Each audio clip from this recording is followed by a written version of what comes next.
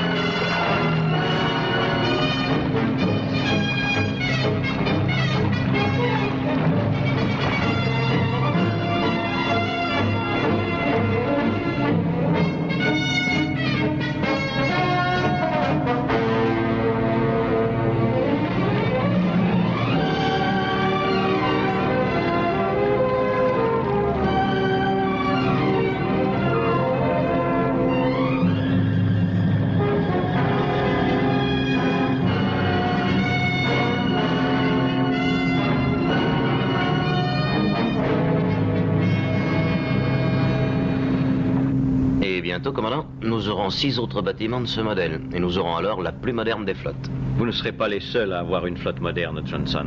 Ma compagnie a décidé de mettre en chantier 8 pétroliers du même type que vos pionniers. Ils entreront en service le plus tôt qu'il sera possible. Je comprends très bien qu'elle le fasse. 3 hommes à bord pour diriger un navire de 120 000 tonnes, c'est une sérieuse économie, et qui doit très vite compenser la mise de fonds.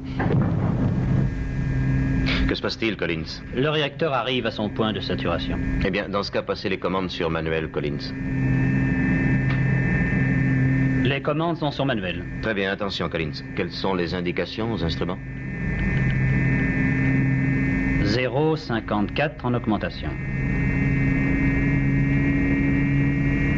0,59 en augmentation. On dirait qu'il y a tout près d'ici une énorme nappe de brouillard. Oui, c'est curieux. En général, les gars de la météo ne se trompent pas sur ce genre de prévision. Et pourtant, ils ne parlent pas du tout de brouillard dans le secteur. Nous sommes à 0,63, capitaine. Et ça monte. Maintenant, 68. Et ça continue à monter, capitaine.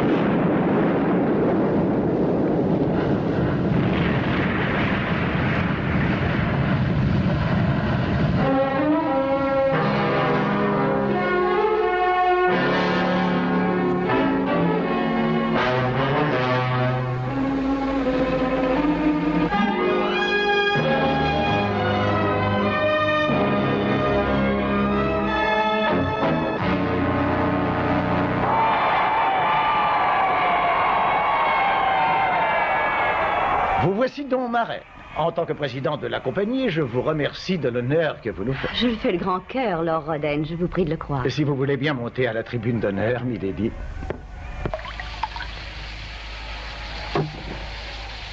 C'est un événement d'une très grande portée, j'en suis sûr, Parker. Il faut le célébrer dignement. Je suis tout à fait d'accord sur ce point précis, Stevens. Levons nos verres ensemble, Parker. Levons-les à la santé de la douce et charmante Lady Penelope. Ah oui, allons-y, Stevens. Buvons à Lady Penelope et buvons aussi un verre à la vaillance et à la gloire de notre marine. La plus belle de toutes les marines. Est-ce que je n'ai pas raison là-dessus, Stevens? Mais si, bien sûr que t'as raison, oui. À la santé du bateau de Milady. Et à la tienne. Et c'est une très grande joie pour moi d'être la marraine de ce beau navire. Que ce pionnier de l'océan ait une très longue carrière. Et que Dieu bénisse les hommes qui auront la charge de ce bâtiment.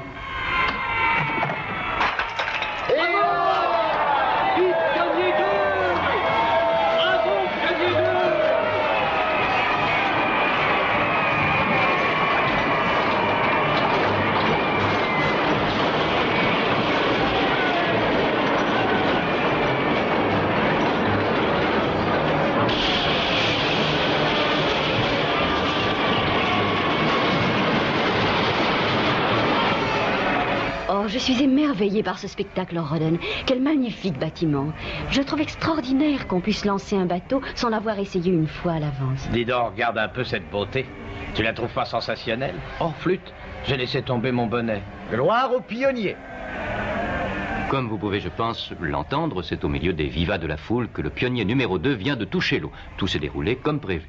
Mais malgré la joie qui règne autour de nous, nul ne peut effacer de sa mémoire la fin tragique du premier bâtiment de la série des pionniers. Fin tragique qui jusqu'ici est demeurée sans explication. Exact, on n'a rien trouvé. Une seconde, Scott. Regarde, voilà Penelope. Voici la marraine. Chère madame, quelques mots, je vous prie. C'est votre premier baptême? Oui, et ce sera un merveilleux souvenir. Tous ces drapeaux, tous ces gens qui crient, et ce bateau si beau. Mais je dois avouer une chose, la bouteille de champagne n'a pas du tout fait le bruit auquel on s'attend généralement. Eh bien, je vous remercie infiniment, chère madame. Eh bien, maintenant, chers amis téléspectateurs, nous quittons les chantiers et nous redonnons l'antenne au studio. Et voilà. Nous n'avons plus qu'à attendre que Penelope nous fasse son rapport. Je me demande si elle a trouvé des indices intéressants.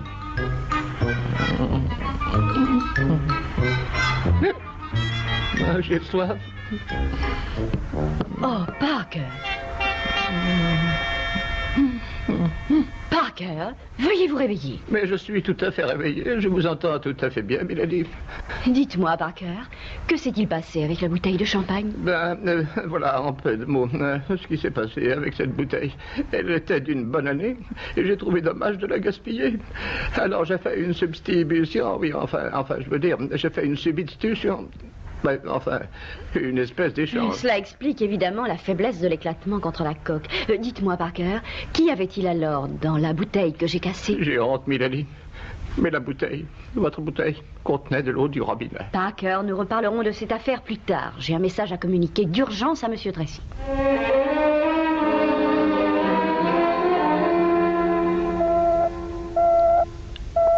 Ah, voilà Penelope qui appelle. Oui, je vous écoute. Bonjour. Tout s'est déroulé selon le plan prévu lors du lancement du pétrolier Pionnier 2. Oui, je sais, nous avons vu la cérémonie à la télévision tout à l'heure. Personne ne s'est aperçu de rien? Non, de ce côté, rien à craindre.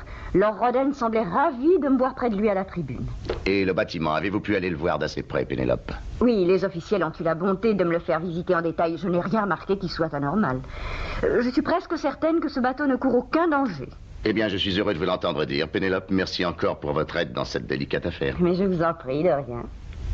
Eh bien, que Penelope semble tranquille, je suis inquiet au sujet de ce nouveau pétrolier. Mais voyons pour quelle raison. Et puisque Penelope n'a rien découvert, pourquoi se faire du souci? Écoutez, mes enfants, il ne faut pas perdre de vue que le premier bateau de la série a explosé sans aucune raison apparente. C'est tout de même assez inquiétant. Alors tu penses que si c'était arrivé une fois, ça peut recommencer? Oui, c'est exactement ce que je pense, Alan.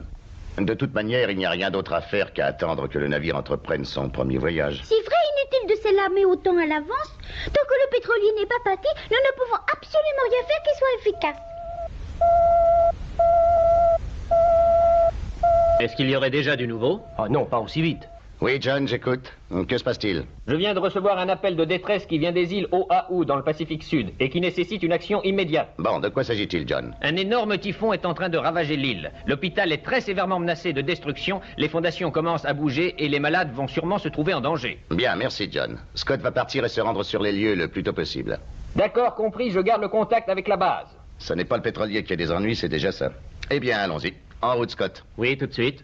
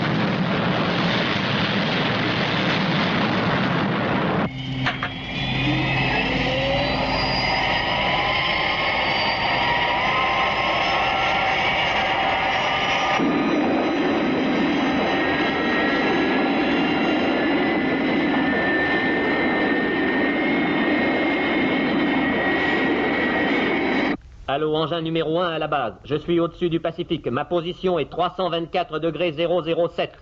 Bien reçu le message. As-tu déjà d'autres informations? Une lame de fond a sérieusement endommagé les fondations de l'hôpital de l'île. John essaie d'avoir d'autres détails. Nous aurons besoin du numéro 2 avec 2 hommes et le matériel 3. Compris, Scott. Nous allons faire le nécessaire. Tu es prêt, Virgile? Matériel numéro 3. Compris, je me mets en route. Alan. Oui, j'écoute. Tu dois assurer la relève du satellite. Tu ne peux pas partir maintenant. Eh oui, je sais bien. Gordon. À vos ordres? Toi, tu vas partir avec Virgile. Rattrape-le, fais vite. Oui, j'y vais tout de suite.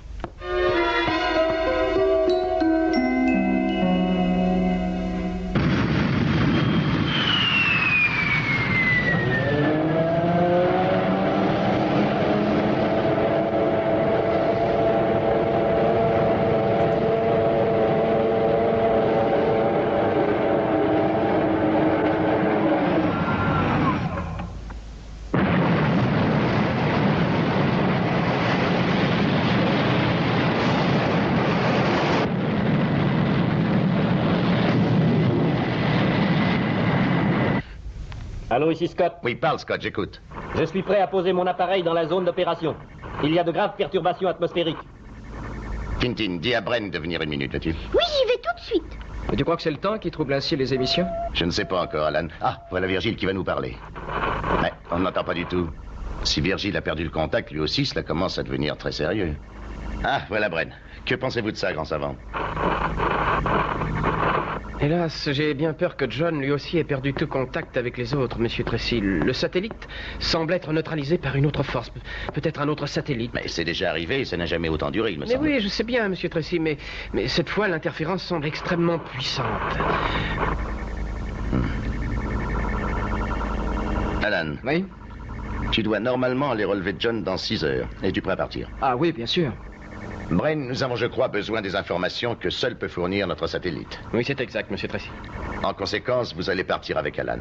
Nous ne pouvons pas continuer à opérer sans le moindre renseignement. Cela nous rend trop vulnérables et ce serait la première et unique défaite de notre organisation. Il faut à tout prix l'éviter. Oui, bien sûr.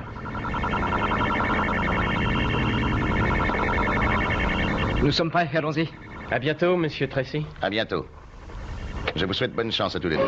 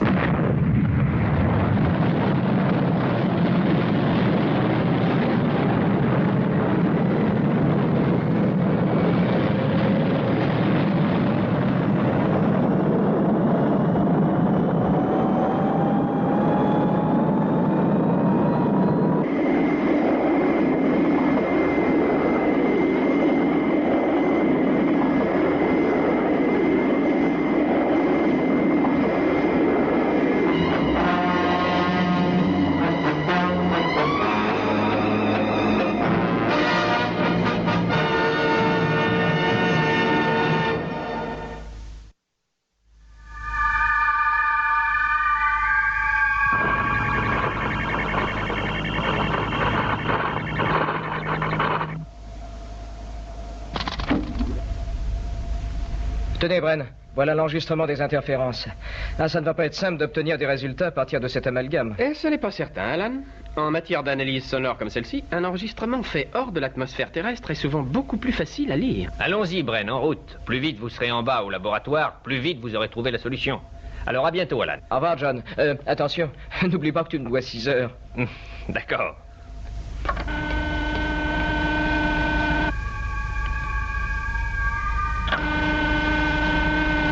Prêt pour le départ, Alan.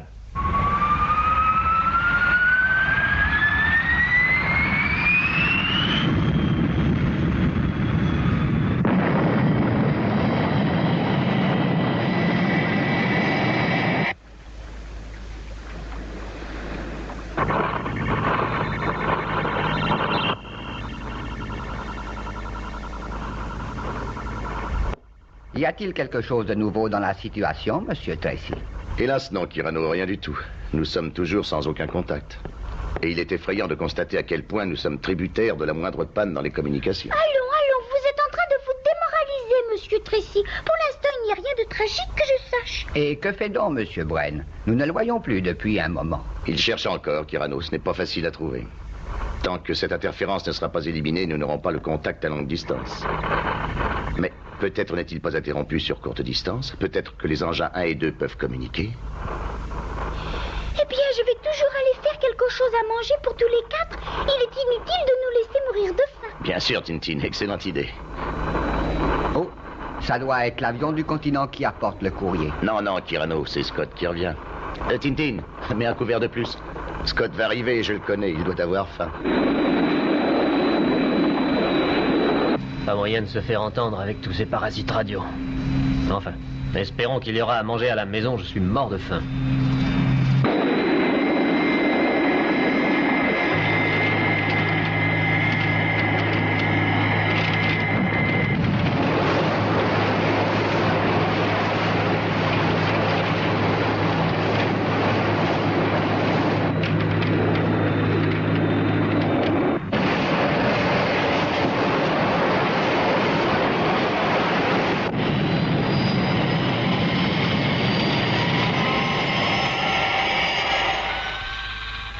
Bonjour à tous. Alors Scott, comment ça s'est passé? Non, pas mal dans l'ensemble. On a réussi à évacuer tout le monde avant l'écroulement. Virgile a réussi à soutenir l'édifice assez longtemps. Mais il était tout près quand c'est tombé. Il n'a pas été blessé au moins? Non, pas du tout. Il s'en est bien tiré. Et Gordon, est-ce qu'il va bien lui aussi, Scott? Bien sûr, Tintin, oui. Il doit être plus sale que moi. Mais il sera là bientôt. Quand nous étions l'un près de l'autre, nous pouvions communiquer malgré l'interférence. L'important est que vous ayez réussi. Allez, va vite te changer, tu dois avoir faim, hein? Ça oui, alors. Oh, mais j'y pense, Monsieur Tracy. Il y a l'émission télévisée sur le pétrolier Pionnier 2 et je crois que c'est bientôt l'heure. Par chance, ces interférences ne semblent pas affecter les liaisons vidéo, c'est déjà ça? Eh bien, regardez ce programme télévisé en attendant que Virgile et Gordon...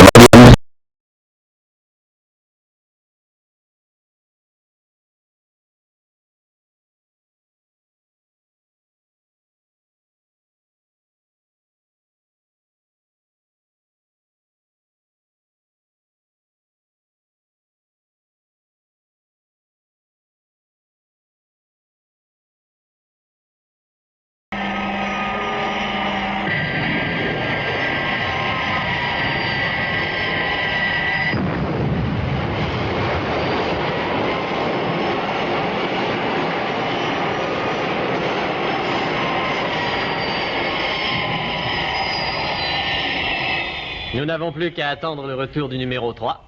Et l'équipe sera à nouveau complète. Oui, Scott, mais j'espère que Bren pourra trouver très vite la raison de cette perturbation radio.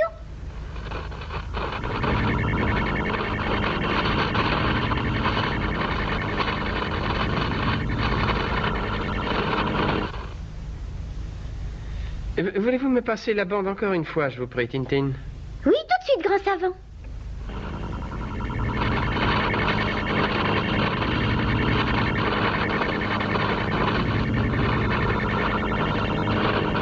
Arrêtez, merci Tintin. Essayez de garder le souvenir de cette sonorité. Maintenant, écoutez ceci. Et c'est avec un chargement d'alstérène liquide que le Pionnier 2 va faire sa première grande sortie dans les eaux méditerranéennes. Il y a 3 hommes seulement à bord pour veiller sur la précieuse cargaison.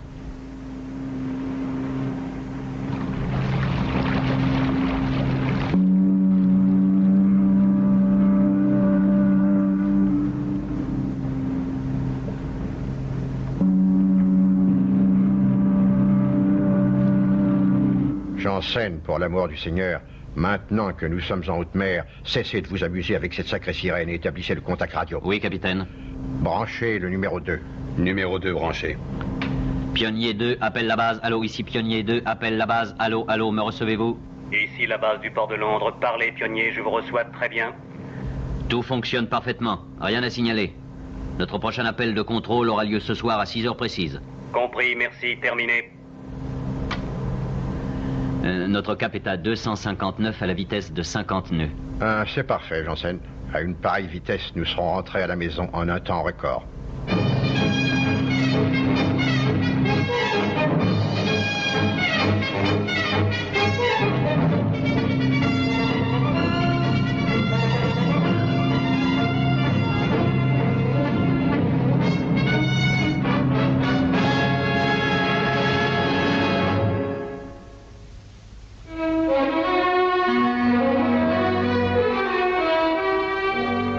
Pourriez-vous venir un moment au laboratoire, je vous prie, monsieur Tracy?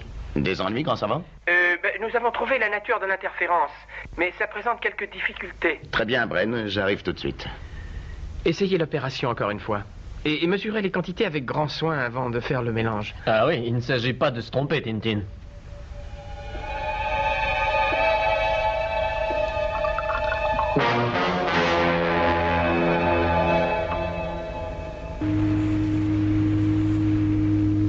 Alors, grand savant, où en sommes-nous? Eh bien, notre opération est en cours, monsieur Tracy.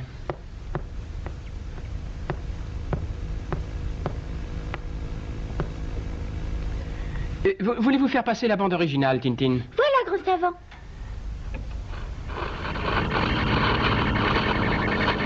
Très bien, Tintin. Branchez le microphone. Microphone branché. Cette expérience démontre que la proximité d'un fioul liquide à haute densité avec une substance connue sous le nom de OD60 produit de très puissantes variations électromagnétiques. Et ces variations peuvent fortement perturber les circuits radio qui se trouvent placés sur certaines longueurs d'onde. Vous pouvez arrêter l'expérience, je vous remercie, Tintin. Bon, la cause est trouvée, mais quel est le remède? Ah, mais attendez une seconde, pas si vite, je vous prie, monsieur Tracy. Notre expérience n'est pas tout à fait terminée. Regarde bien, c'est très intéressant. Bon, eh bien, allez-y, je regarde. Et observez ce qui se passe dans les tubes à essai, monsieur Tracy. Il se forme tout d'abord un épais brouillard de plus en plus dense. Et la réaction chimique va en s'accentuant jusqu'à ce que finalement... Bon, mais à part la fumée, que se passe-t-il? Eh bien, regardez. C'est très bien, Bren, inutile de me dire ce qui se passera. En conclusion, on peut dire qu'il se produira une très forte déflagration chaque fois que l'on mettra à proximité deux produits tels que ceux contenus dans ces éprouvettes. À savoir, de l'alstérène liquide et de... Attendez, vous dites de l'alstérène liquide? Oui, monsieur Tracy, oui. Et quant à l'autre élément, on le trouve généralement dans le courant du Gulf Stream. C'est l'OD60. On l'utilise d'ailleurs dans la fabrication d'aliments pour les chiens. Scott, avez-vous fait le point? Je l'ai fait, Bren, mais ça ne me paraît pas avoir de sens du tout. Si j'utilise les coordonnées que m'a transmises Alan depuis le satellite, le point d'interférence serait dans la Méditerranée, très loin du Gulf Stream et loin du plateau continental. Un détail encore. L'OD60 se trouve dans le Gulf Stream. Oui, mais il se peut qu'il y en ait aussi ailleurs. Pénélope pourrait sûrement nous renseigner. Pourquoi Pénélope? Comment, Tintin? Mais n'est-elle pas présidente du jury de la grande exposition canine qui se tient à Londres? Ah oui, cette espèce de concours de chiens. La grande majorité des aliments en conserve que l'on donne aux chiens sont à base de produits tirés de la mer. Et l'OD60 est justement un de ces produits. Bravo, Tintin. Contactez vite Lady Pénélope. Qu'elle nous fasse connaître tous les endroits d'où l'on tire l'OD60, que ce soit près ou loin de la Méditerranée. Et dites-lui qu'elle fasse très vite. Je crois que j'ai compris. Tu as compris quoi? Je vais te le dire. Il doit y avoir quelque part en Méditerranée un important gisement de ce produit que Bren appelle OD60. Et il y a en ce moment même 120 000 tonnes d'alstérène liquide qui se dirigent vers le gisement. C'est la cargaison du pétrolier Pionnier 2.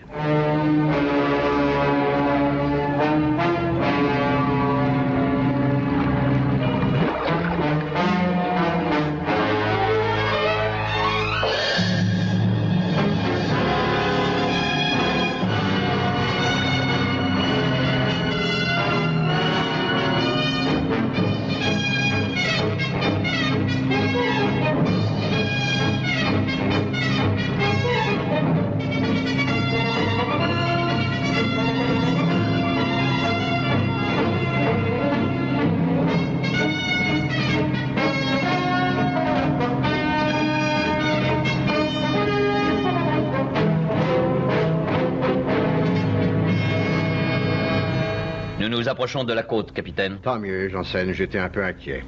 Ici le port de Londres, j'appelle Pionnier 2, j'appelle Pionnier 2. Me recevez-vous? Allô? Allô, ici Pionnier 2. Allô, je vous reçois très bien. Notre position actuelle est à 350 sur 210. Quant à la vitesse, elle est juste de 60 nœuds. Terminé. Bonne route, Pionnier 2. Vous êtes attendu à l'arrivée? Arrêtez ces crachements, voulez-vous, Janssen? Très chère Lady Penelope, quelle grande joie de vous revoir chez moi. Sir Arthur, je vous remercie de m'avoir accordé un peu de votre temps.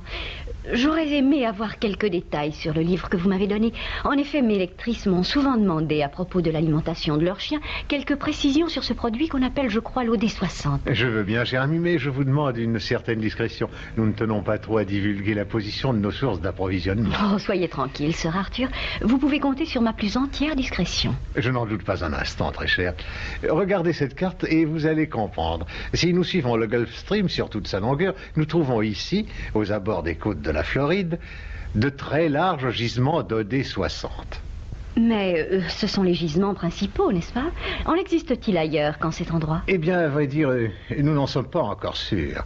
Regardez, revenons à notre carte. Regardez la distance qu'il faut parcourir pour apporter l'OD60 jusqu'à nos usines d'Angleterre. Ce transport coûte chaque année une fortune à notre compagnie. Aussi, nous avons fait immerger dernièrement 150 000 tonnes d'OD60 actifs dans la mer Méditerranée, avec l'espoir qu'il s'y reproduira et formera de nouveaux gisements dont l'exploitation sera beaucoup plus rentable. Donc il y a aussi de l'OD60 en Méditerranée? C'est-à-dire que, vous comprenez, en fait, nous n'en sommes pas encore bien certains. Oh, Sir Arthur, ne craignez rien, je serai très discrète. Je vous promets de ne parler que de l'OD60 qui est dans le Gulf Stream. Vous savez que vous pouvez compter sur moi.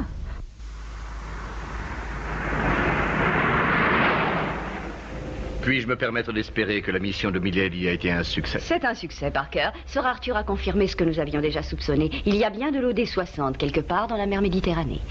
Nous devons contacter la base sans perdre de temps. J'ai peur que le pétrolier Pionnier 2 aille en ce moment vers un destin tragique.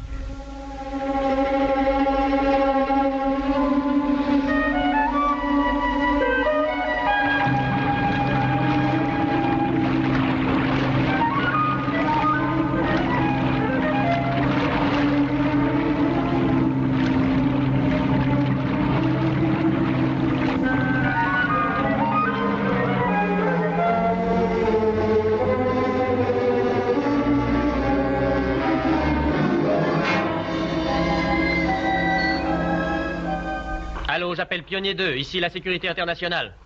Allô, j'appelle Pionnier 2, ici la sécurité internationale. Ah, rien à faire, je ne reçois pas la moindre réponse. Ils n'entendent même pas mon appel. Nous ne pouvons pas le contacter. Ah, ça ne fait rien, cesse d'appeler. Il faut essayer autre chose. On ne peut pas rester là à attendre qu'ils envoient un message de détresse, n'est-ce pas? D'ailleurs, on ne le recevrait peut-être pas avec les interférences. Alors inutile de rester à ne rien faire. Allons-y, en route.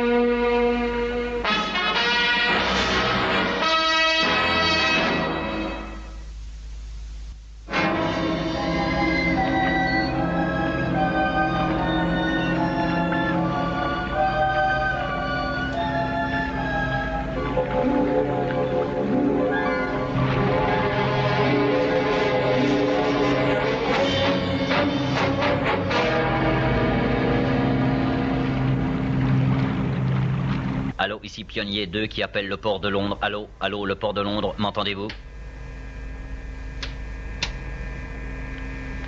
Rien à faire, capitaine, je ne peux pas les avoir. Attention, lieutenant. Contrôlez le réacteur. Nous avons 2 degrés de trop. Je corrige, capitaine. Le réacteur ne répond pas à la manœuvre. Janssen, passez sur le manuel. Je vais le manœuvrer moi-même. Bien, capitaine. Commande manuelle. C'est bon, Janssen. Donnez-moi les chiffres à mesure. Espérons que cela va marcher, capitaine. Allez-y, Janssen, donnez les chiffres. Nous sommes pour l'instant à 0,39, capitaine, et cela augmente. Nous sommes à 0,42, en augmentation. 0,47, toujours en augmentation. La vitesse augmente elle aussi, elle est à 80 nœuds.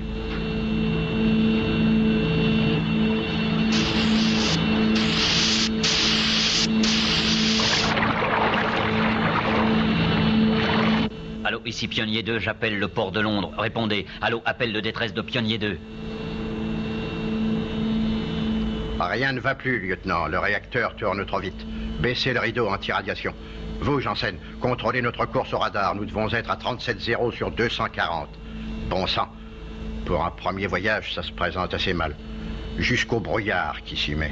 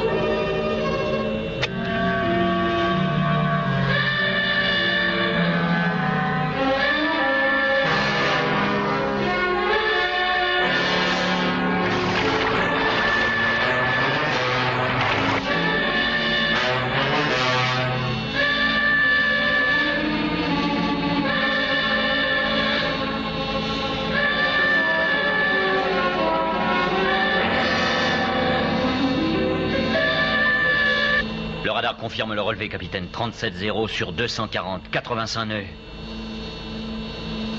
85 nœuds? Le réacteur va lâcher. Il ne résistera jamais.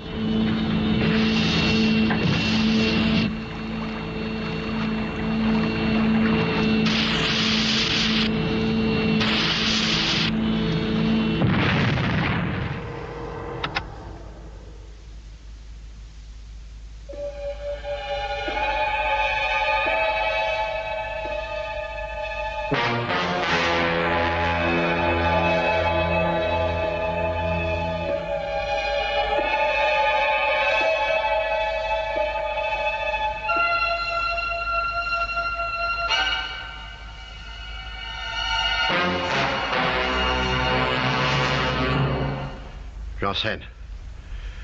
Janssen. Oui. Envoyez vite un message.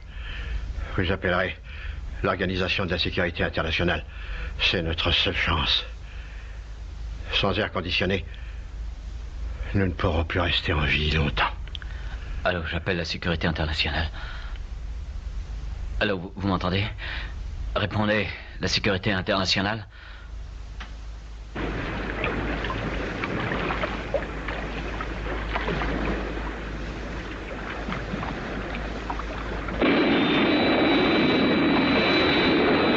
Allô, Virgile, ici Scott. Je l'ai retrouvé. Il est arrêté au milieu de la zone dangereuse. Le brouillard ne va pas nous aider. Je t'entends très mal, tu sais. Les interférences sont très fortes dans ce secteur. Mieux vaut utiliser la radio au minimum. Comme tu voudras, Virgile. Je vais essayer d'aller me poser sur le pont de Pionnier 2.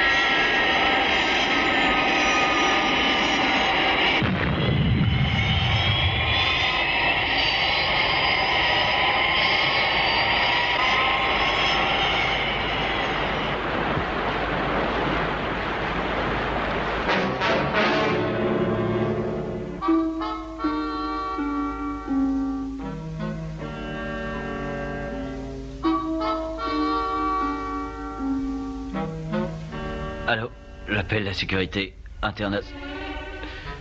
Les rideaux anti-radiation, capitaine. C'est la sécurité... Sécurité internationale. M'entendez-vous? Répondez.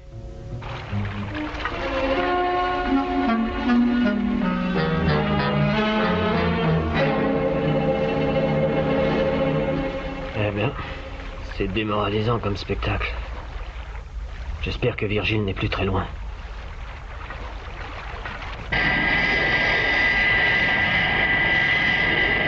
Dis donc, tu as vu cette épaisseur de brouillard? Pas rassurant, hein?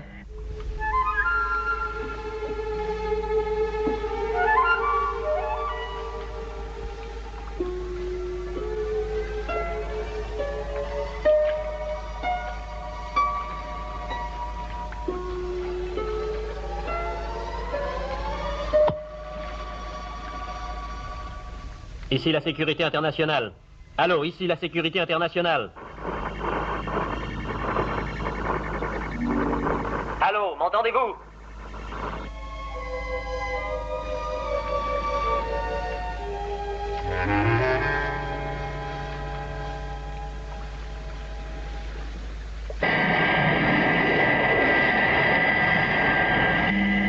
On va avoir du mal à le trouver dans tout ce coton. Essaye de contacter Scott, il pourra peut-être nous guider. Allô, ici numéro 2. Allô, j'appelle Scott sur le Pionnier 2. Allô, allô, j'appelle Scott. Non, rien à faire. Je me demande où est passé Virgile. Il n'y a plus de temps à perdre.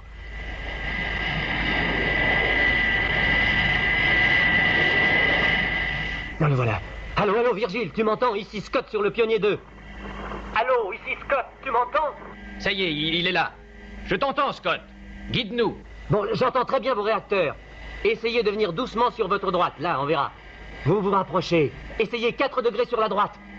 Ça y est, je le vois.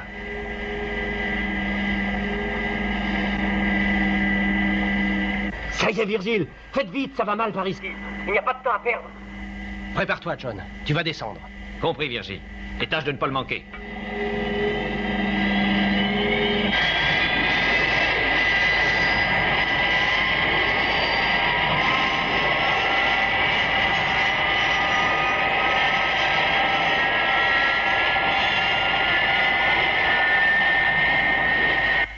Quand tu voudras.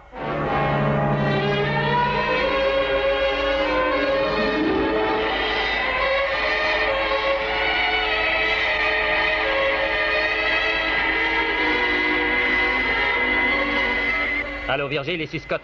Dès que John sera là, tu dégages. Je te rappellerai au moment voulu.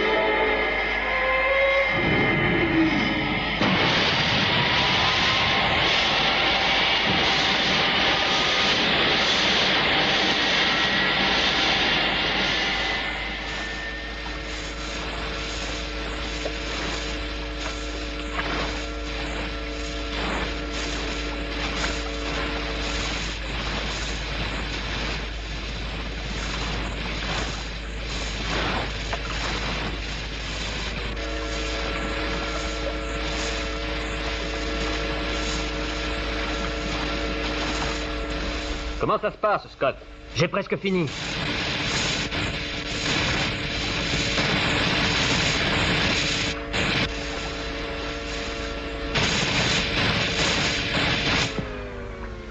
Ça y est, John.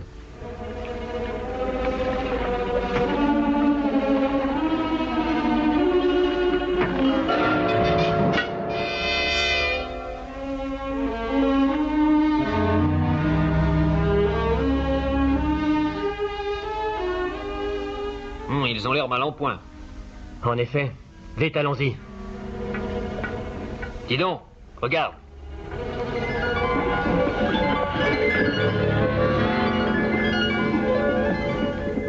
Ça ne peut signifier qu'une chose. Le bateau est en train de dériver en direction de l'OD 60.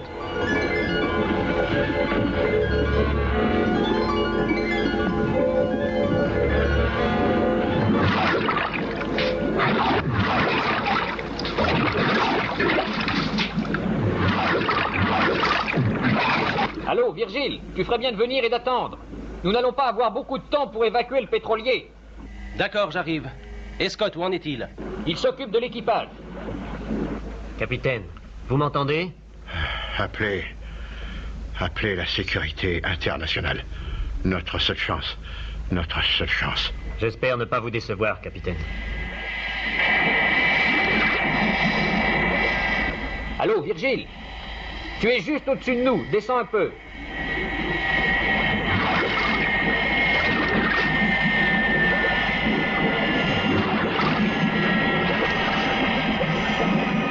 Attention à l'antenne! Scott! Scott! Scott, attention, remonte un peu! Tu touches une antenne. Voilà, ça y est, tu es dégagé. Capitaine, dirigez-vous vers l'appareil. Jeune homme, je voudrais vous dire... Non, capitaine, le temps presse. Le bateau va sûrement exploser. En êtes-vous certain?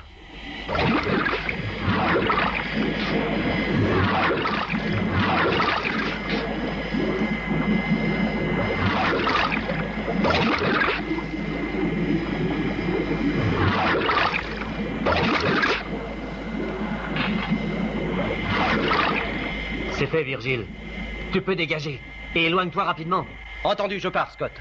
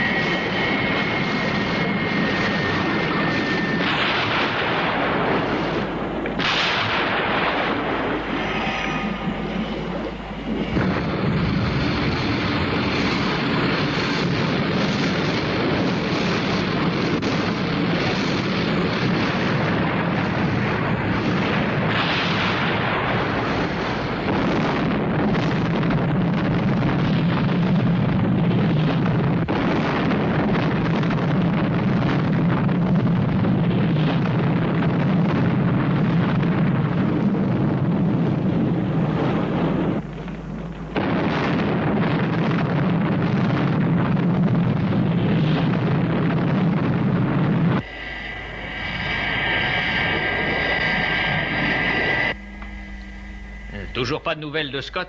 Allô, ici numéro 2, j'appelle le numéro 1. Allô? Allô, Scott, allô, ici Virgile.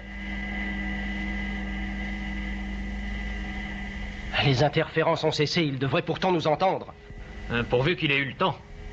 Allô, j'appelle le numéro 1. Allô, Scott, allô, tu m'entends? Allô, Scott, est-ce que tu m'entends? Oui, je t'entends, Virgile. Très bien même. Tout va bien, ne t'inquiète pas. À tout à l'heure, à la base.